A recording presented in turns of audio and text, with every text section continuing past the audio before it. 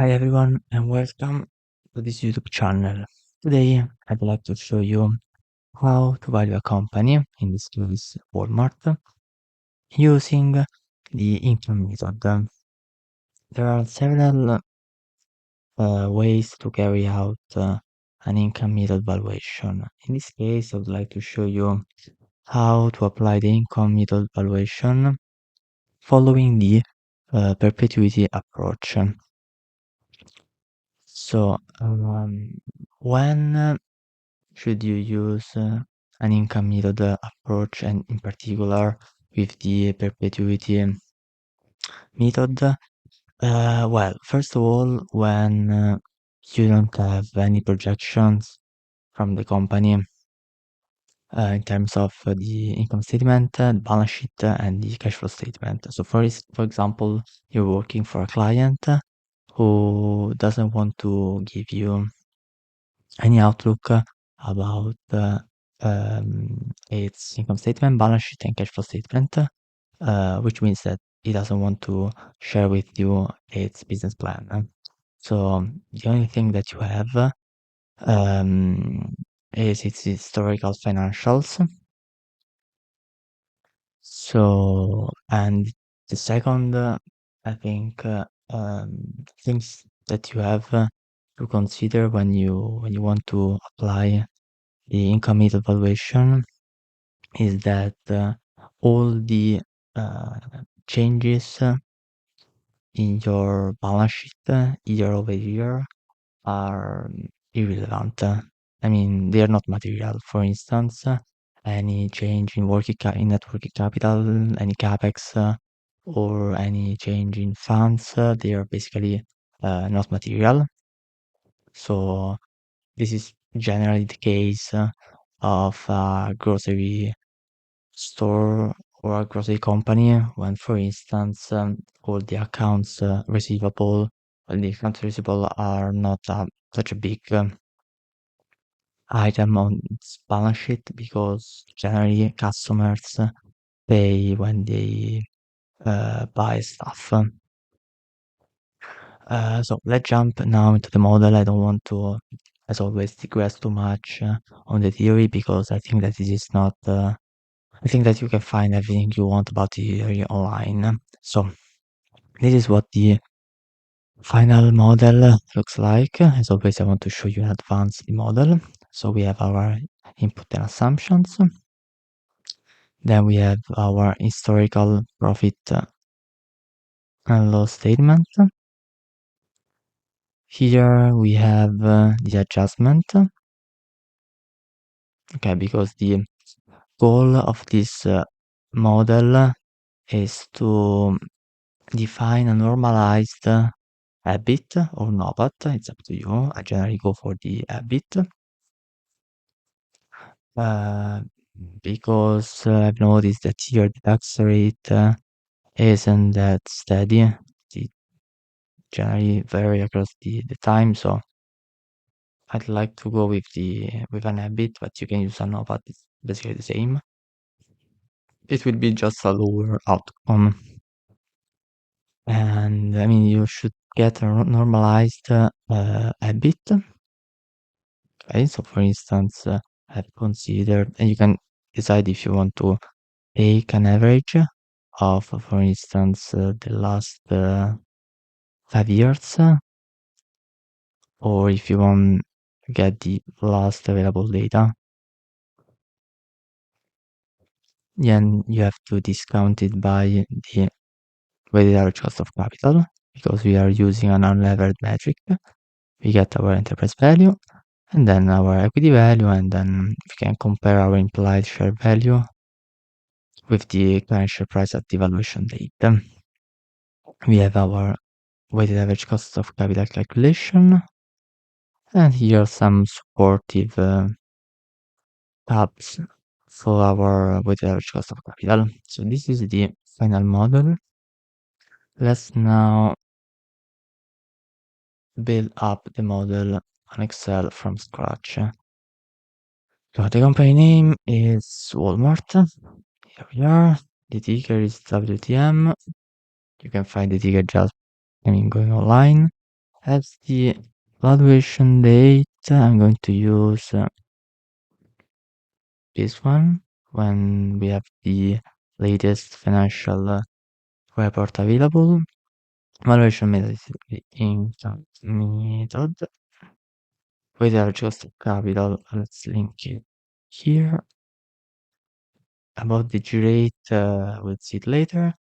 About the net financial position, okay, you can obviously just give me a second.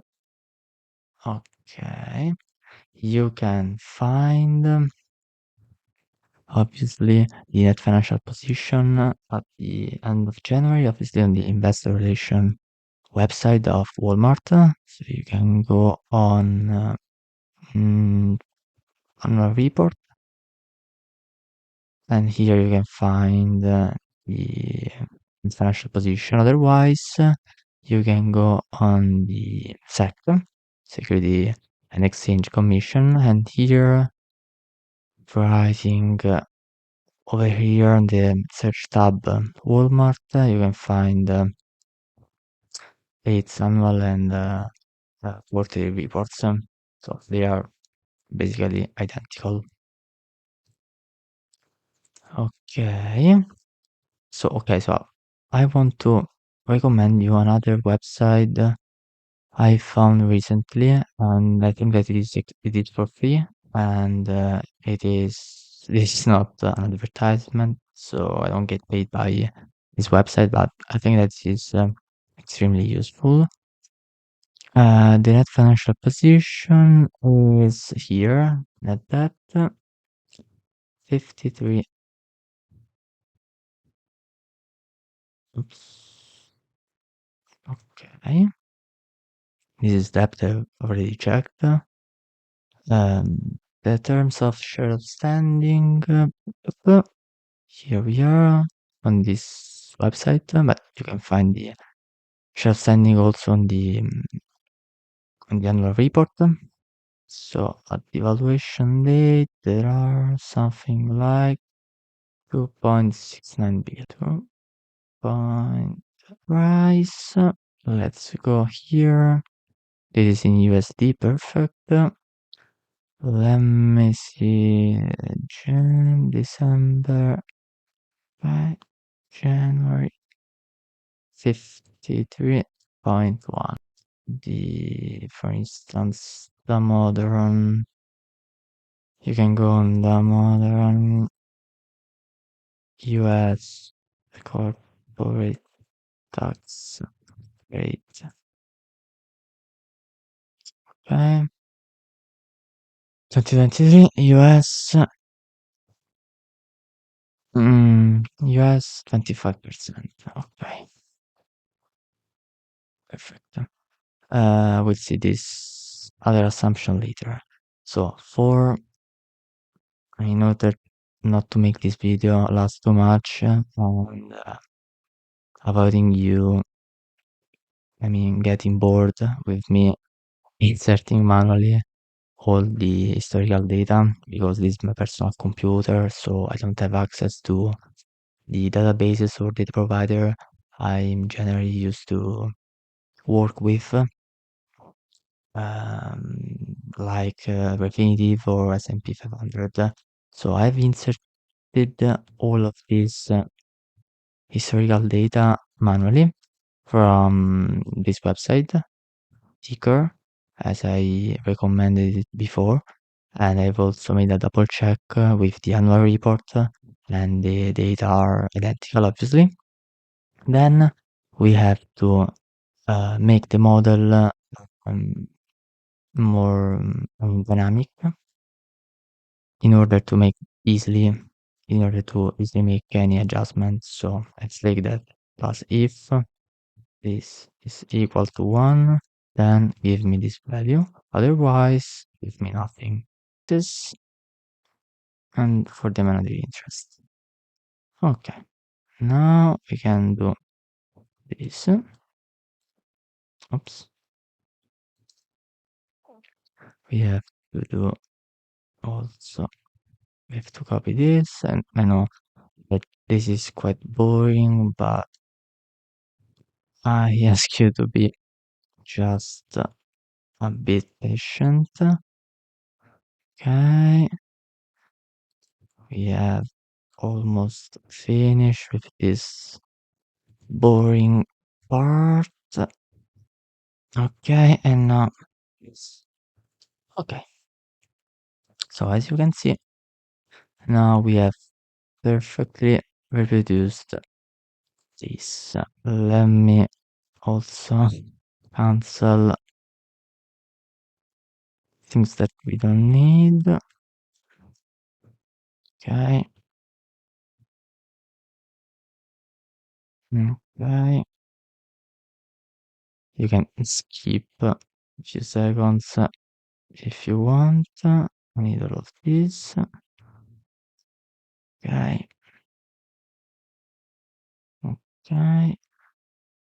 And last. Perfect. So now this model should be dynamic. So it means that if I add 0, which means I don't want the revenue of the 2020. Okay. Perfect. Of the COGS, the gross margin, and the SG&A, but also the D&A, you can notice that they are a bit steady. So I think that probably there aren't extraordinary or one-off items, I mean, blended or hidden into these voices. So obviously, this is just an exercise for, to teach you how to to use this model, because obviously when you work for someone, you always have any sub items for each of these um, for each one of these voice, which means that you have the detail of the COGS, you have the detail of the SG&A, you perfectly know how these revenue are made of. So in this case, I want to reduce my revenue, my top line, by the 1% of the total revenue in order to, be prudent and uh, sort of reducing just a little bit my habit, because I'm sure that here there are surely hidden some one-off and extraordinary items. In this case, I want to just plus one recording plus this one times this. Okay, but with negative sign, because generally companies try to, pump their revenues or reducing their COGS. So this is quite prudent and subject um, assumption. Okay, now, mm, okay, so this is obviously not this is quite out of scope, but there is another version of this uh, income method valuation using a perpetuity approach, where you can divide the net income by the cost of equity. So I'd like to show you that, which are the items that I'd like to exclude in order to get a normalized net income. Obviously, to me, these are all extraordinary or non-recurring items, and you can notice them by the fact that some year they are positive and other years they are negative. There isn't such a steady trend, or they are not just like this legal settlement. They are not an expense the company has to undertake every year. So these are all extraordinary items to me. so I'd exclude them if I should get a normalized net income. So, mm, let's go now on the summary. In this case, let's take the average of our, even if we could, I mean, let's do with the no, but I know that the habit is correct, but probably the no, but is better. Okay, let's do with the no, but this is a change to the model that we're going to do live. Okay, okay, let's add a couple of line, which means that we have our no, but if you want, maybe in this video we can also, or we can do that in the next video. Okay, so I would like probably to show you the the other version about the income method I was talking about before, in discounting the net income by the cost of equity instead of discounting the NOPAT by the um, weighted average cost of capital. So let's now link um, here to our weighted average cost of capital. Let's hard code it. Fine. Okay, about the net financial position. Here we are. The equity value is equal to the difference between these two. Share outstanding is equal to 9. Let me divide these two. The current share price is equal to that. I'm going to tell you why I brought over there.